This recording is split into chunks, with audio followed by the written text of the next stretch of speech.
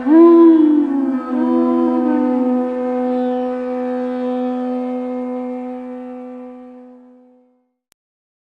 Namo Bhagavate Vasudevaya.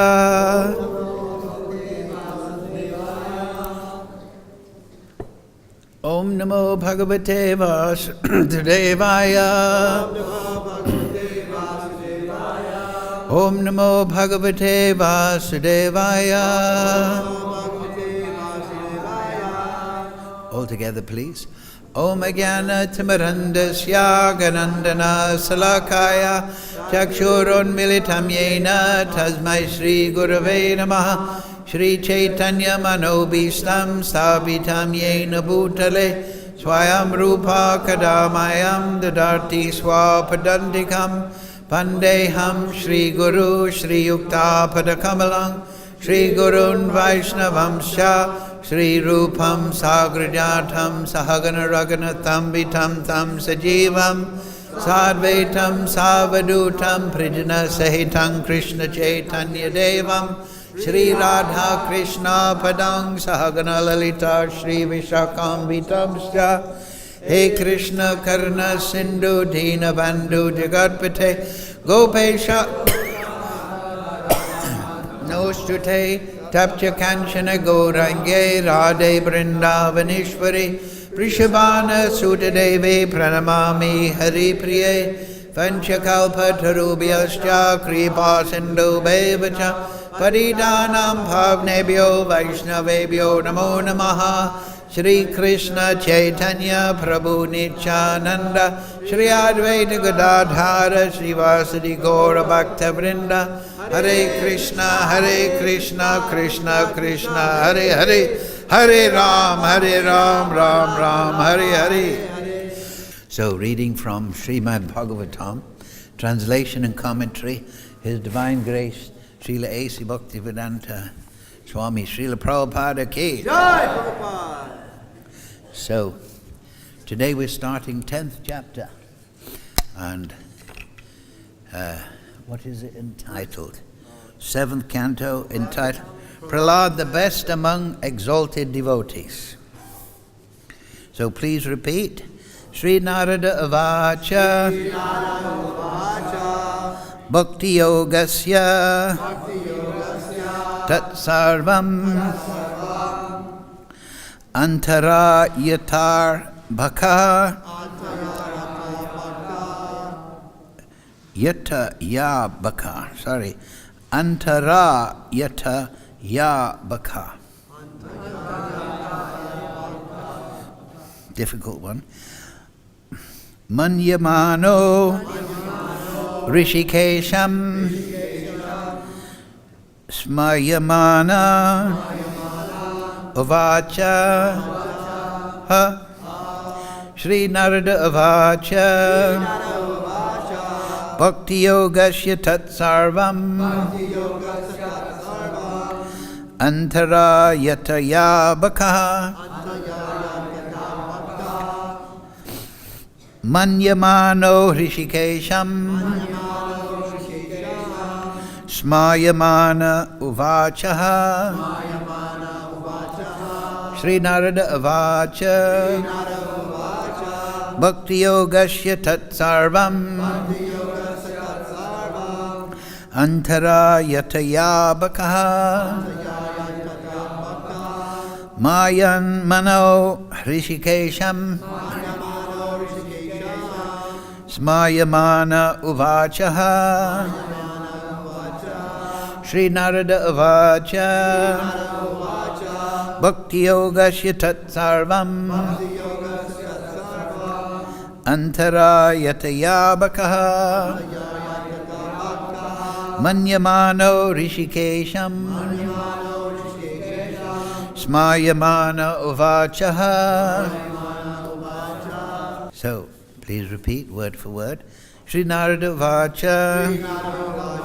Narada Muni said, Bhakti-yogasya, of the principles of devotional service. Tat, these, blessings or benedictions offered by Lord Nrsingadev, Sarvam, each and every one of them. Antarya yataya, because of being impediments for the path of bhakti-yoga. Abhakaha, Prahlad Maharaj, although only a boy. Manyamanaha, considering. Rishikesham, unto Lord Nrsingadev. Smayamanaha, smiling. Uvacha, said. In the past. Oh, sorry. In the past. Translation, Srila Prabhupada. The Saint Narada Muni continued. Although Prahlad Maharaj was only a boy, when he heard the benedictions offered by Lord Nrsingadev, he considered them impediments on the path of devotional service. Thus he smiled very mildly and spoke as follows. Please repeat. The Saint Narada Muni continued. Although Prahlad Maharaj was only a boy, when he heard the benedictions offered by Lord Nrsingadev, he considered them impediments on the path of devotional service. Thus he smiled very mildly and spoke as follows. Purport Srila Prabhupada. Material achievements are not the ultimate goal of devotional service. The ultimate goal of devotional service is... Yes, that's exactly what... Oh, you're reading the book. Yes. The ultimate goal of devotional service is love of Godhead. Everybody knows that, right? Therefore, although Prahlad Maharaj, Dhruva Maharaj, Ambarish Maharaj, Yudhisthira Maharaj, and many devotee kings were materially very opulent, they accepted their material opulence in the service of the Lord, not for their personal sense gratification. Of course, possessing material opulence is always fearful, because under the influence of material opulence, one may be misdirected from devotional service. Nonetheless, a pure devotee, anyabilasita sunyam, is never misdirected by material opulence. On the contrary, whatever he possesses, he engages 100% in the service of the Lord. When one is allured by material possessions, they are considered to be given by Maya. But when one uses material possessions fully for service, they are considered God's gifts, or facilities offered by Krishna for enhancing one's devotional service. So, Makam Karochi Vachalam Pangam Laite Girim Yad Kripa Tamaham Bande Sri Guru Dinatarinam Sri Narada Avacha Bhakti Yoga Shyatat Sarvam Antaya Yatayar Bakaha Manyamano Rishikesham Smayamana Uvachaha. The Saint Narada Muni continued. Although Prahlad Maharaj was only a boy, when he heard the benedictions offered by Lord Nrsingadev, he considered them impediments on the path of devotional service. Thus, he smiled very mildly and spoke as follows. Yes. So, earlier on, we just saw a verse there. Krishna says something very interesting, actually. Lord Nrsingadev, of course, that's Krishna.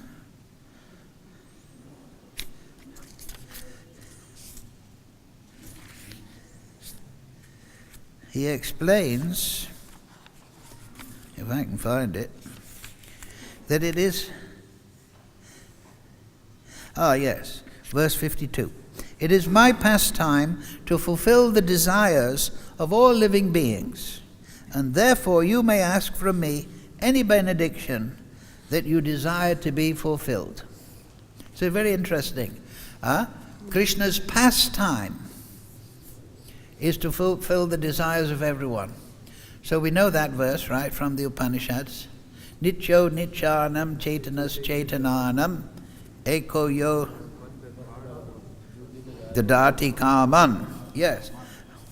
Out of all eternals, there's one eternal, supreme eternal. Out of all conscious beings, there's one supremely conscious being, Krishna. We're conscious of this body, but just consider that Krishna is conscious of everybody and everything. It's quite remarkable.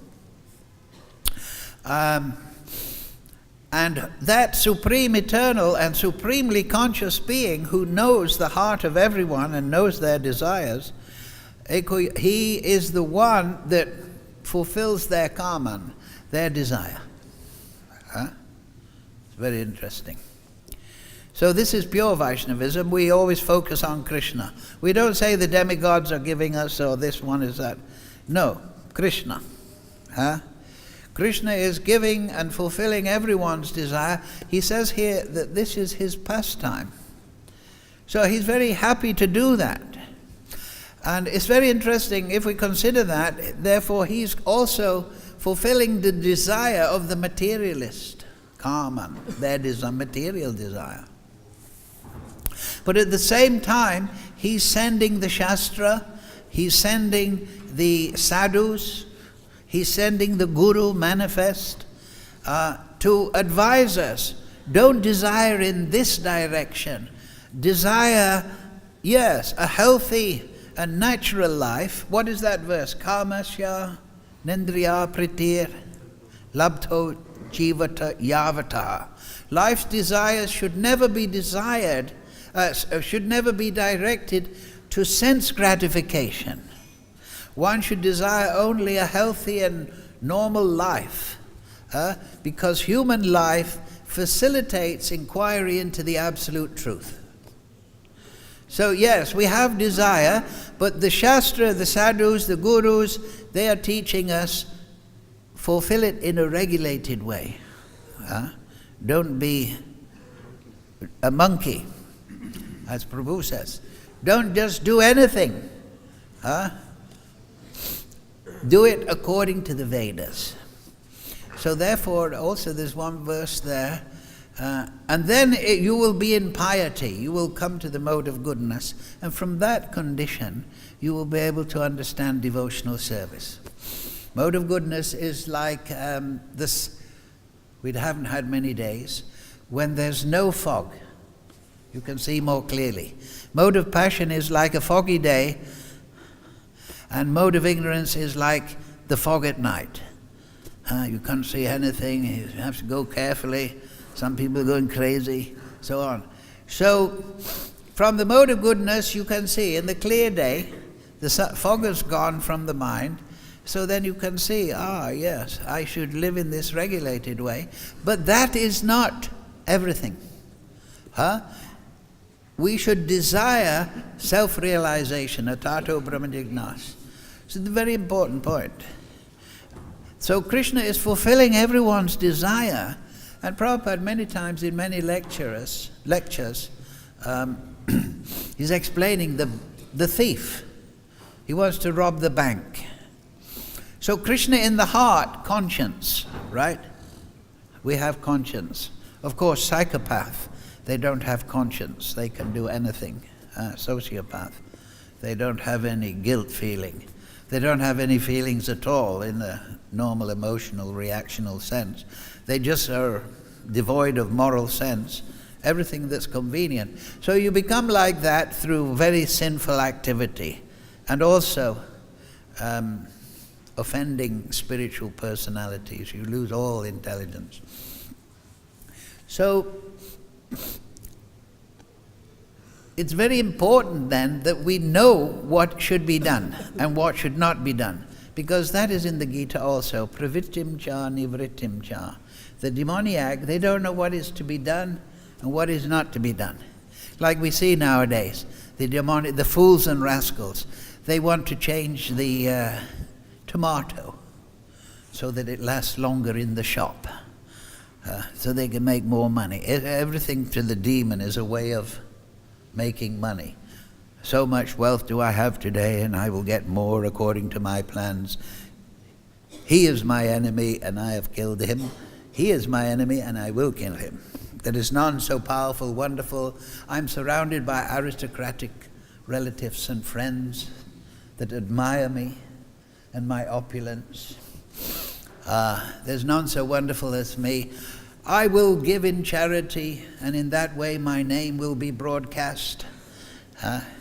So this is the demon. Oh, everything is money. Nadanam. When Lordji said nadanam, he's starting with money. Because if you have dhanam, then you have janam. You have followers. Rich people, I don't have this experience myself, they're always surrounded by hangers-on, right? And they always become paranoid. Everyone wants me for my money. And why is that? Because it's true. Generally, people follow rich people to get something. Oh, he's a billionaire. Maybe he'll be in a good mood and give me $1 million. What's that? If you got $1 billion, So they think like this. Nadanam janam sundarim. And then sundarim, after that you can have sensual life and wine, women and song. And after that you go to hell. So Prahlad Maharaj in today's verse, if you remember, he's saying, I'm not interested in he's smiling gently, and he said, I'm not really interested in any material benedictions, my Lord. But he does say later on, because I was reading it last night, and he says, but if there's one benediction I will have, there's another one coming later, and that is that there's no material desires in the core of my heart, because I'm very fearful of this material energy. So Krishna in the conscience, in the heart, Chaitaguru, the Shastra, the sadhus, the example of the acharyas, they're all guiding us how to walk within the material energy. Because this material energy works on action and reaction, the laws of karma. Right? They're subdivided into 5, actually. Karma itself. Karma means, in this context, it means your natural propensities, your guna and karma. According to your natural material conditioning, you will tend to this kind of activity. So karma means to do your work. So karma yoga means to do your work within Varnashram as an offering. Yad Dadasi. Jai. Sri Sri Gaurnitai Krishna Balaram Radhasham Sundar Lalit Vishaka Gomata Tulsi Maharani Shalgram Maharaj Giri Govardhan Sadhu Sangha Ki. Yeah. So, what was I saying? So we've got to stop being sinful. What was the point there?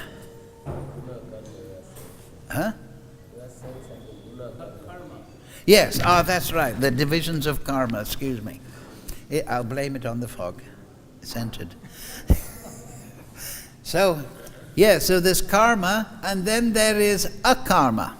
Prabhupada uses this word in 2 ways. Bhakti-Vinota, akarma means to not perform your material duties. That's also has a karmic effect. You're not doing. You have children, you're not looking after them. That is akarma. You have a duty.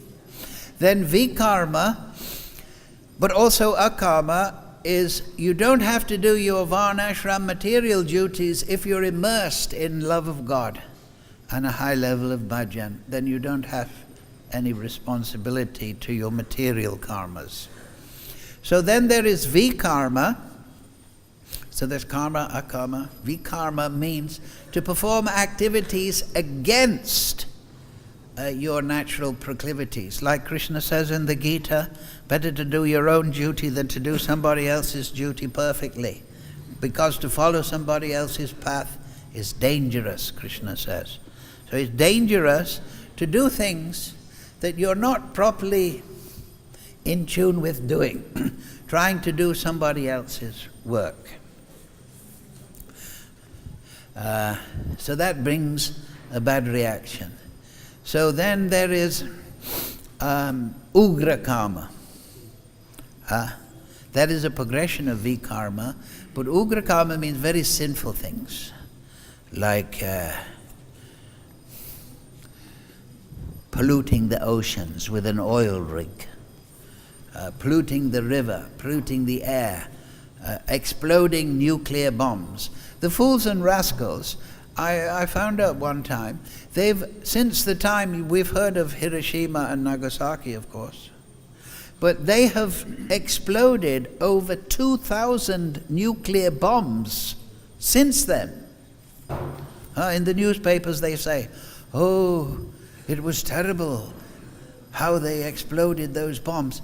But they've exploded 2,000 inside the earth, in the atmosphere, even in the ocean.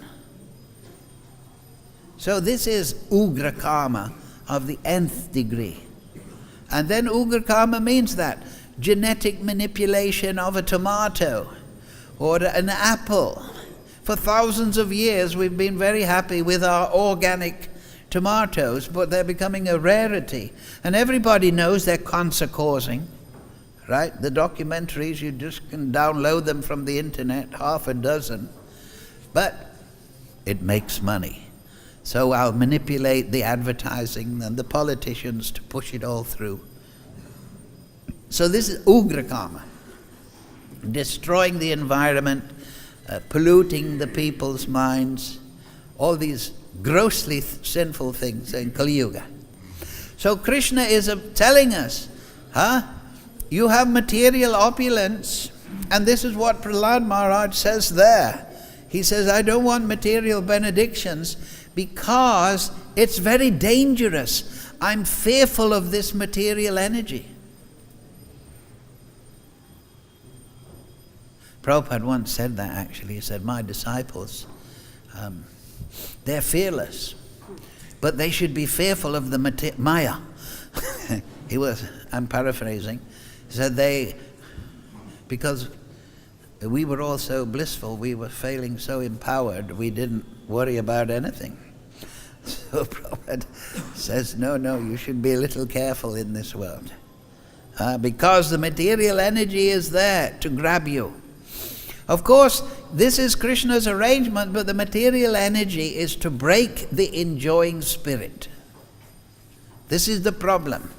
Just like we read that at the end of the purport, Prabhupada said, if you get material opulences and you use them in Krishna's service, then they're the gifts of the Lord. So that's prem, that's like gold. But if you use material opulence for your own enjoyment, that's like steel or metal or rusty. That's calm. So then they become a distraction. But Prahlad Maharaj is instructing us, be very careful. Because the tendency is that when you have dhanam janam sundarim, when you have material opulence, you will start to become an enjoyer, right? You'll start to think, oh, I can control and I can enjoy. This is what people, Ishavasha idam sarvam, we do this verse. Everything is controlled and owned by the Lord. And He has a right to do that. Because Janmadi Asyata, He's the source. Everything has come. He's the creator. So He has a right to control and use the material and spiritual energy as He sees fit. But we're not the source. So we don't have the right to appoint ourselves in our illusory conceptions of being the supreme controller of my wife, my country, my opulence. Because then, why do we want to control in this material mentality? The next step we'll try and enjoy. And then, ugra karma, vikarma, akarma, and it's an old story. People get big money and then they go to hell. In this life and probably the next one. So we don't say, oh, Give up sex life, give up money, give up followers, give up all these material facilities. We don't say that. We say use them in the service of the Lord. Then they're gifts. Then it's a very wonderful thing. But use them in a sensual way for your own illusory material happiness. Krishna is in the heart telling us, giving that thief, he wants to steal, rob the bank. Prabhupada explains that Krishna in the heart will, right? Things are done at night, generally, robbing banks. Of course, not always. But why? Because the people know it's bad. Criminals come out at night. The Rakshasas come out at evening time and they maraud. Where's some sinful activity to encourage? So, this is a dangerous world. You just have to drive in India and you know it's a dangerous world.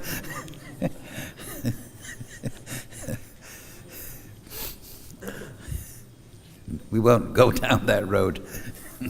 Anyway, so the acharyas and it says, use your material opulence. You want sensuality? Get married. And then have an honest life with your wife. Love your children. You'll feel fulfilled. And it's even stated in the Bhagavatam that a man should look on the body of his wife as a boat by which he can cross the material energy. Because this is karma. This is regulated activity. Have a wife, have children, bring them up in Krishna consciousness and go back to Godhead.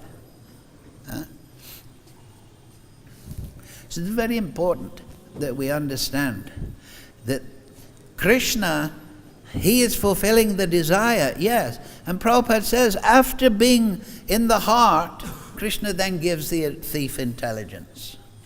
I want to rob the bank. I want to steal the tax money.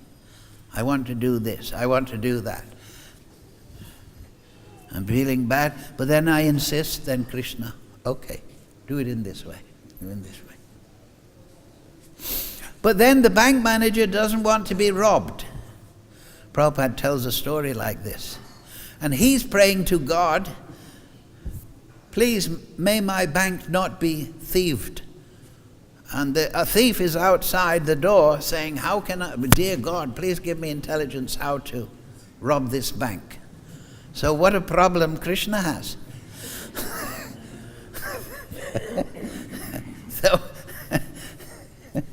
Prabhupada tells a story just like that. He doesn't say how Krishna works it out. Sometimes the thief gets thorns. Anyway, so Prahlad Maharaj, and also, I also read in one of the purports last night, Prabhupada says that if one still has the mood of thinking this material world is a wonderful place, then it's very hard to apply yourself to spiritual life. Therefore, at the beginning of the Bhagavatam, what's it said? That Krishna is akinchana niskinchana. He's the property of the akinchana and niskinchana. The person who has no material aspirations and who has no material possessions. So you might say, that's a bit strange. You must have a dhoti at least. Well, not in India actually.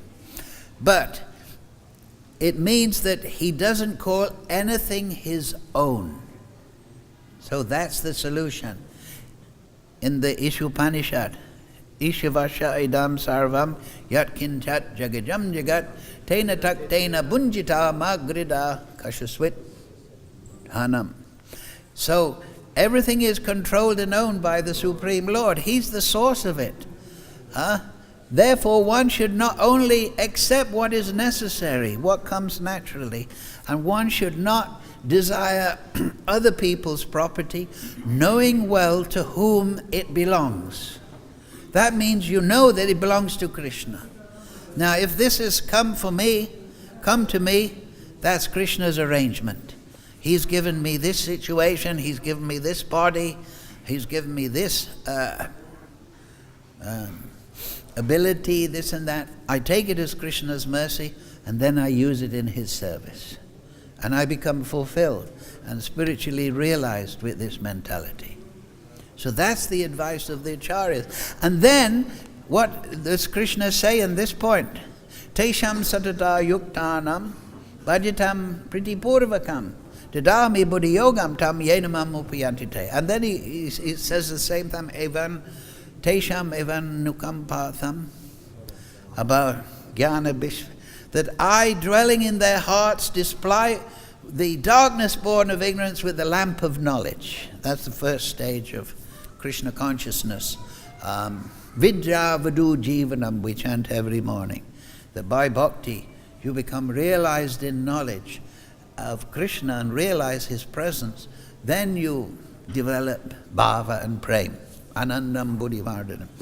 So this will lead you in the right direction, this mentality. So while we're materially conditioned, Krishna doesn't like to give excessive material opulence to His devotee. Because if I won the, say I don't know if there's a lottery in India. Do they have lotteries? Anyway, say you won the lottery. Then you might think, whoa, it's a bit chilly this morning. I'm going down south. I'm not going to stay in Vrindavan and chant my rounds and do my service here. We get the mentality. We lose the service attitude and we want to exploit that wealth and material benediction for our own sense enjoyment. And then we lose the devotional mood, and then we can't remember Krishna. So this is what is the most fearful thing in the material world, that the material energy and the material body is tuned to material enjoyment. So therefore, we have to engage it in a higher sense. We have to engage it in spiritual activity in a regulated manner for a material purpose. Therefore, Lord Rishabhdev, he finishes his teachings by saying, Pitaniya Sat, Guruniya Sat, Rajaniya Sat. Don't become a king. Don't become a father. Don't become a guru if you cannot liberate your dependents from birth and death. So, that is the purpose, because it is fearful. We are in the cycle of birth and death. Birth, death, old age and disease, right? None of them very nice. And then we're driven, what? To eat, sleep, mate and defend. They're driven. I remember one lecture by Prabhupada. It was very striking. He says, yes, in the spiritual world, there's eating, there's taking rest, there is so many things, but there's no necessity. That means that in this material world, people are anxiety. I must get food or I'll starve to death. But in the spiritual world, people are enjoying foodstuffs, but there is no necessity. There's no driven need. People are taking rest, but they're not driven by tamagun to sleep. They're taking rest, and it's another pastime. It's another variation in the Bhakti Rasamrita Sindhu, in the ocean of devotional mellows, in the Leela Shakti. So, with this vision, with the vision of the spiritual world, where our real nature is revealed, if we get this conception, and we should what is our real nature? Satchitananda Vigraha. Krishna, he said, Lord Brahma says, Ishvara Parama Krishna Satchitananda. So in this material world, we're in the asat condition. We have this temporary material body. We're born in this country, we're born in that country, we're born as a dog, we're born in this way, that way. Everything is temporary, asat. In the spiritual world, we're in the eternal atmosphere, where time is noticeable, it's in the end of the Brahma Samhita, by its absence. So that's remarkable, is it not? People think eternal time means a long time, because we think in terms of past, present, and future. But eternal time means existence without the conceptions of past, present, and future. That is the material time. But we're in the spiritual world, but there's no sense of past, present.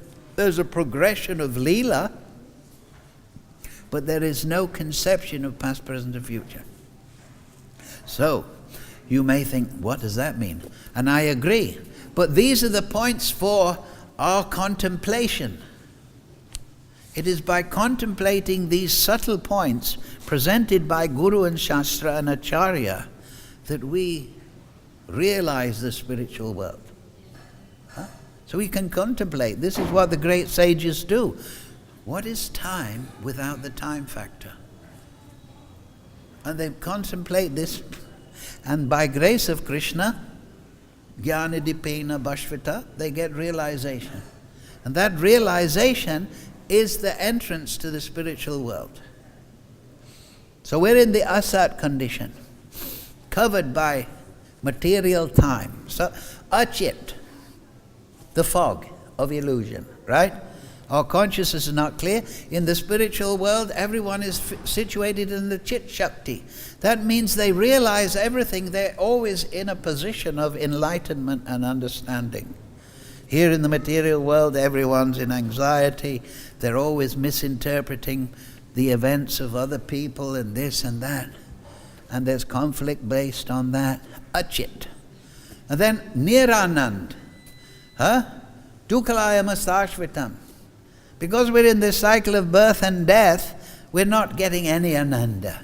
We take a little titillation, ephemeral titillation of the senses as happiness. Oh, I've got good food, I'm happy. Oh, I'm having sex, I'm happy. Oh, I've got money, I'm happy. Tomorrow it's gone. Next moment it's gone. Next 5 minutes it's gone.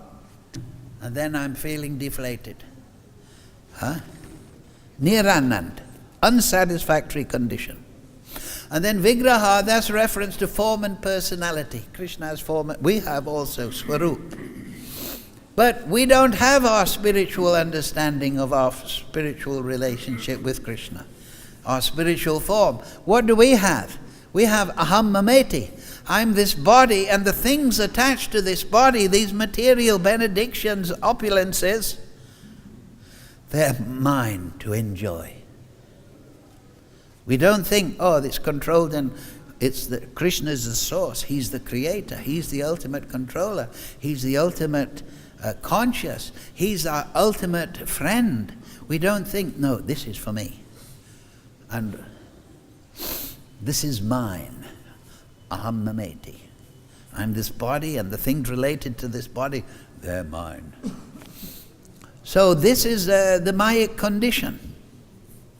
So we should understand this very carefully and understand the danger of this, because it can get worse. Now you have human body. Of course, you're all devotees, so naha prakramina shosti. You're guaranteed human life, generally speaking, to continue bhakti. But why? Prabhupada says very clearly, finish up your work in this life. And Bhakti Vinod Thakur, at the end of Harinam Chintamani, he says the same thing. He says, he explains how to get rid of Nam Aparad. And then he says in the last chapter, he says, a Vaishnav can spend hundreds of lifetimes going from one human body to the next. But then in one life, if he becomes determined, I'll follow the principles nicely, I'll chant Hare Krishna, I'll study the Shastra, I'll serve Guru and Krishna according to their pleasure, then he can go back to Godhead, attain love of God in one life. But if he just takes it as a social event, oh, I'm a Vaishnav, I'm living a nice mode of goodness life, I'll be human, then he continue in that way for many, many lifetimes.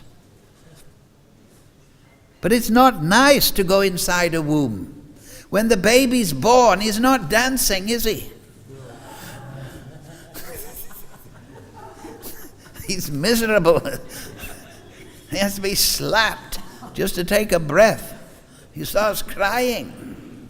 Of course, it's music to the mother. The little bar. Anyway. So, this material world is a beggar's banquet. It is not a good place. So, we'll develop these points later when Prahlad Maharaj develops this. But now, because today is very, you can hold any questions on these points.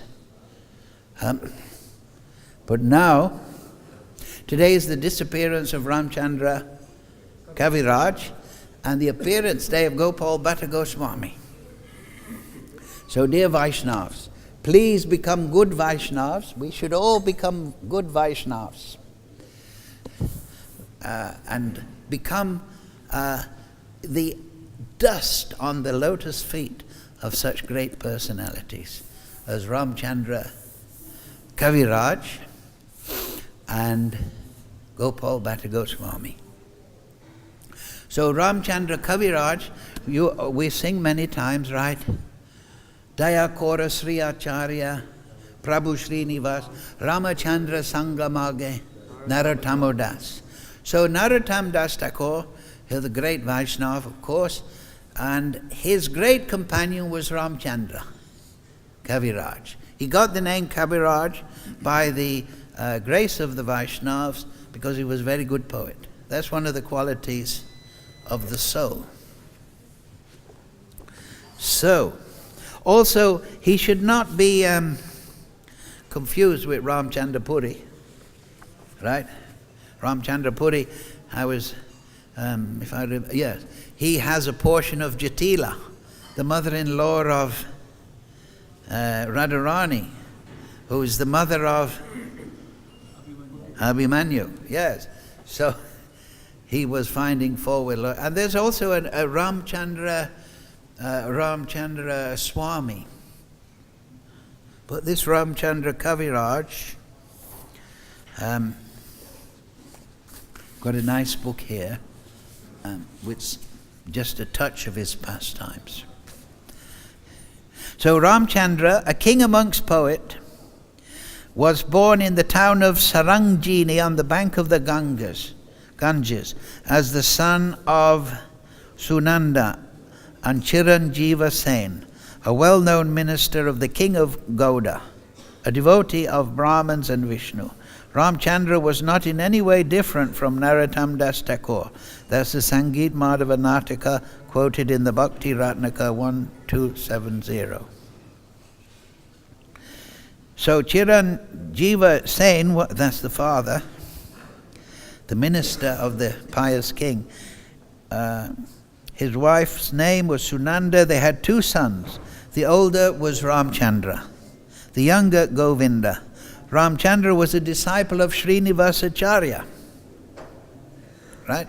So Narottam mentions Dayakoro Srinivas, and then his disciple is there, who took the title Kaviraj. His Siddha name was Karuna Manjari. So we understand his spiritual name. After the death of his father, Ramchandra went to live in Kumarnagar with his maternal grandfather, Damodar Kaviraj, who was a disciple of Narahari Sakar. Later he went with his younger brother Govinda to live in the village of Tehila Budhari in Murshidabad district. This place has the distinction of being his Shripat. What is Shripat? Yes, place of bhajan and living and important residence.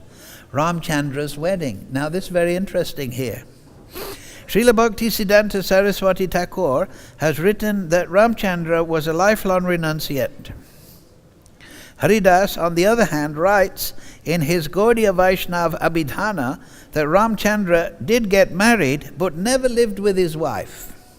Srinivasacharya saw Ramchandra on the very day of his wedding and said a few words, because we're saying a few words about the paucity of the material energy, so did Srinivas, about the temporary nature of material life, thus awakening within him an indifference to the world, such that he never took up the duties of householder life. Now that might sound like akarma, he was married, but akarma means that he was driven, he was drawn, his soul was running into spiritual life, so then you can renounce material duties.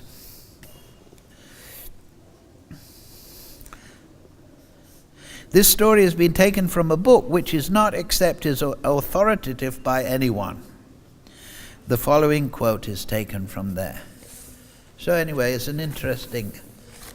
so there's some confusion about his marriage, but his marriage wasn't fulfilled in one sense. Srinivasacharya said, "Just look at how much enthusiasm everyone has for this wedding. They are spending so much money, and for what?" Right, that's a big thing in India, isn't it? Spend 1 crore. My God. And for what? Just to purchase illusion and quarrel. You don't realize that Maya has placed a noose around your neck, and so you can take a great interest in the auspicious invocatory rituals. People celebrate weddings thinking that they are auspicious when they are not, and that they have been filled when they have not been fulfilled. So of course, this is questionable, because Srinivasacharya, words are put into his mouth here, but they're not actually, the thing is, the majority of Lord Chaitanya's followers, they were married.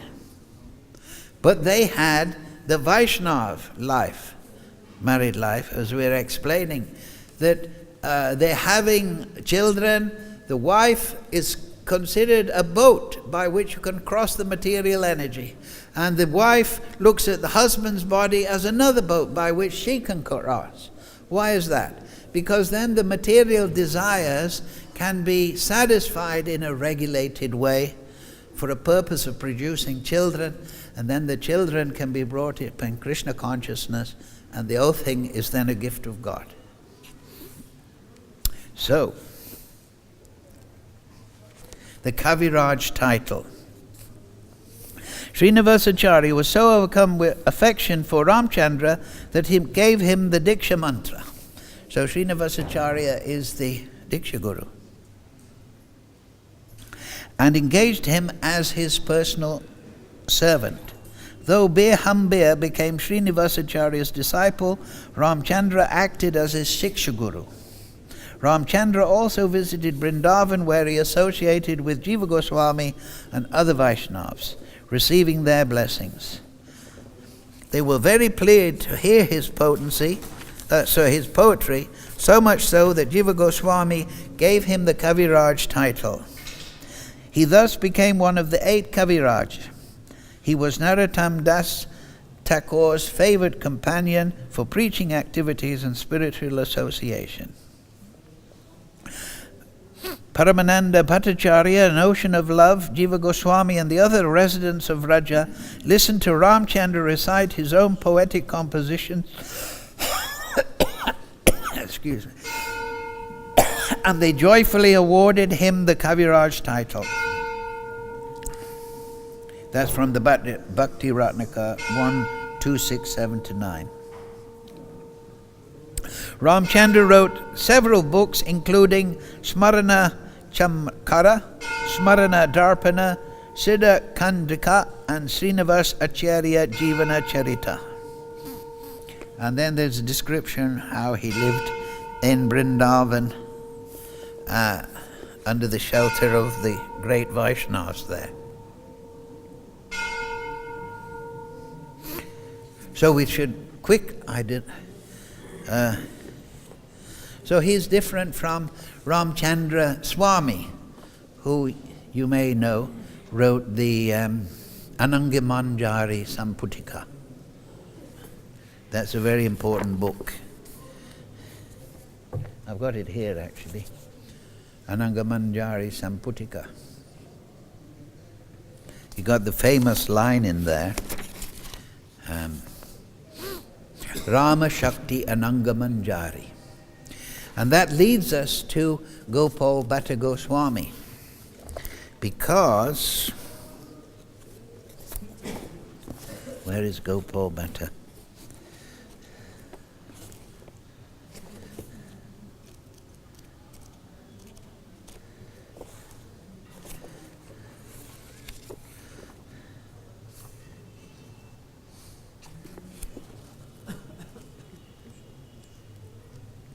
There's an interesting thing about Gopal Bhatta Goswami, because in the Gauraguna Deepika of Vrindavan Dastakota, it explains here, Gauraguna Deepika 184, she who was formerly Anangamanjari has appeared to enrich Mahaprabhu's pastimes as Srila Gopal Bhatta Goswami. Some say that Gopal Bhatta is actually Gunamanjari. So we understand that he had both bhavas. He was in both bhavas. Gopal Bhatta Goswami appeared in 1500 AD, although according to some authorities, 1503. As the son of Venkat Bhatta in the town of Sri Rangam, their residence was in the village not far from Sri Rangam called Belgundi. So he was the son of the pujaris there. And this was very important, because at the beginning, when Mahaprabhu and the 6 Goswamis, they were producing their Siddhanta and preaching it to the Vaishnava community, they said, okay, you this, but where's your vidhi? You're talking about Prem Bhav and so on, but where's your vidhi? How do you worship your deities? So that is the reason the Hari Bhakti Vilas was put together. Hari Bhakti Vilas has the name of Sanatana Goswami, but Gopal Bhatta, he was the son of the pujaris, a pujari family in Sri Rangam. There's many families there that are pujaris. And he knew all the deity worship and archana vidhi, and so in consultation with Sanatana Goswami, they produced Hari Bhakti Vilas. And in there is all the Vaishnava vidhi. Because Lord Chaitanya's movement is Rag Bhakti. He particularly bringing forward Rag, but the Vaishnavas at that time, and it's correct, they were very concerned about vidhi, about the rules and regulations. Niyabanda Krishna Sambande Yukta Vairag Sayuchite. Rupa Goswami also sorted out the philosophical idea in Nectar of Devotion. So the Hari Bhakti Vilas was produced to satisfy those smarter elements.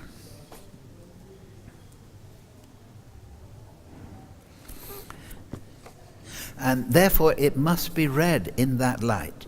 If you read Hari Bhakti Vilas, you will see there's many things. For example, it talks about Diksha. When is there a good time for Diksha? Right? So I'm paraphrasing, it's a long section, and it says there, Diksha should be always in the bright fortnight of the moon. And Diksha should never be performed at this time, but on these days. And Diksha should not be done this way, but Diksha should be done in this way and this way. And then at the end of all these rules and regulations that were satisfying to the Vaidhi Bhaktis, it says, but whenever the Guru decides, that's the correct time. And so there's many things like that. There's description of the Guru. The Guru, he should be healthy and he should have a nice glowing beard. And he should have good complexion and a good face. And he should be from a good family. And he should know the Shastra. It gives all these qualifications of the Guru, this he should have. But if the Guru is a Paramahamsa, he's qualified. So, even if he comes from any family, if he's realized in Krishna, so Gopal Bhatta Sanatana Goswami, they lead people to this ultimate conclusion. And the ultimate conclusion of the Vedas, that is correct, that it is a matter of quality, not birth, not this, not that, but it is of time, but it is a matter of transcendental. So that has no reference to material qualifications.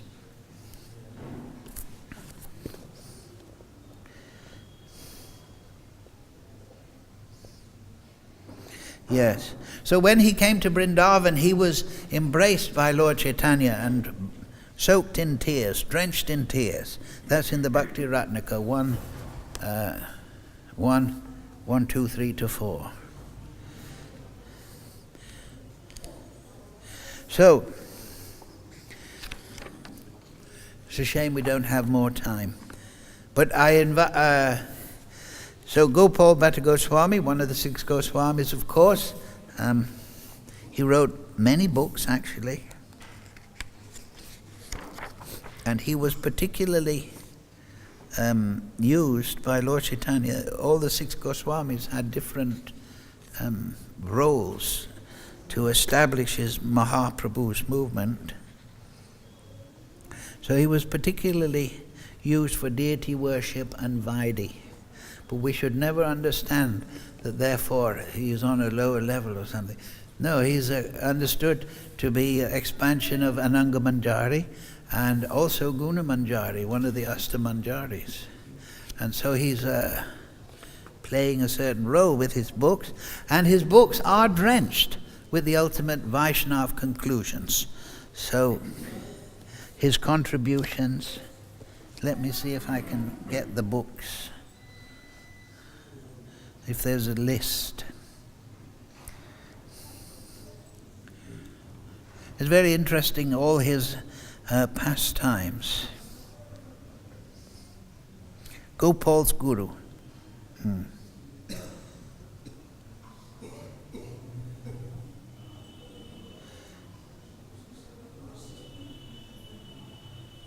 Yes, here's an interesting section. Through the power of Sri Chaitanya Mahaprabhu's merciful association, Venkat Bhatta, his brother Prabodhananda Saraswati, and his son Gopal Bhatta Goswami, and all the other members of his family were inspired to give up the worship of Lakshmi Narayan and become engaged in the exclusive devotional service of Radha and Krishna. And this is a particular aspect. We know the pastime with Govinda Dev, the Ramanandis in Jaipur. But we take it, you all take it for granted that Lord Chaitanya is teaching or emphasizing Rag Mag in the middle of Kali Yuga. So this emphasis was not there in a general sense or propagated in a general sense before Mahaprabhu. Of course it was there. Madhavendra Puri, he's the Guru of Ishwara Puri who initiated Lord Chaitanya.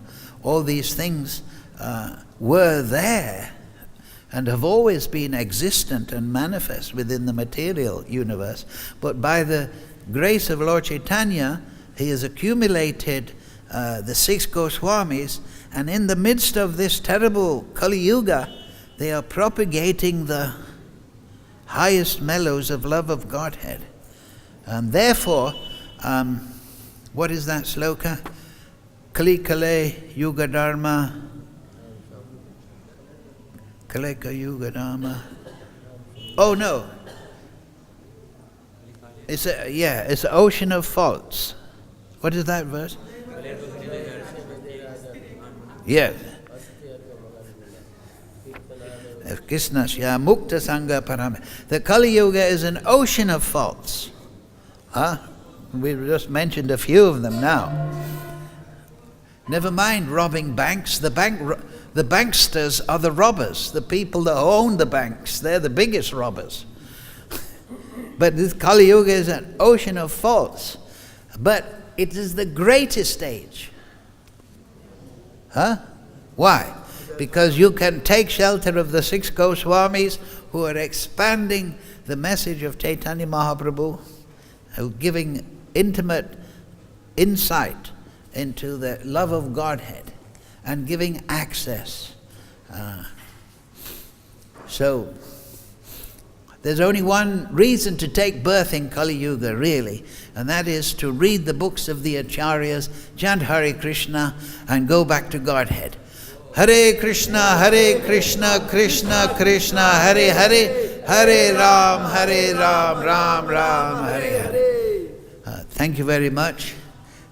Sorry if the class wasn't, could have spoke more, but it's cold and everyone wants a... Any quick questions while we're here? No? Okay, thank you all very much. Srila Prabhupada, Sadhu Sangha, Gaur Nitai, Radhesham Sundar, Krishna Balaram Ki Jai.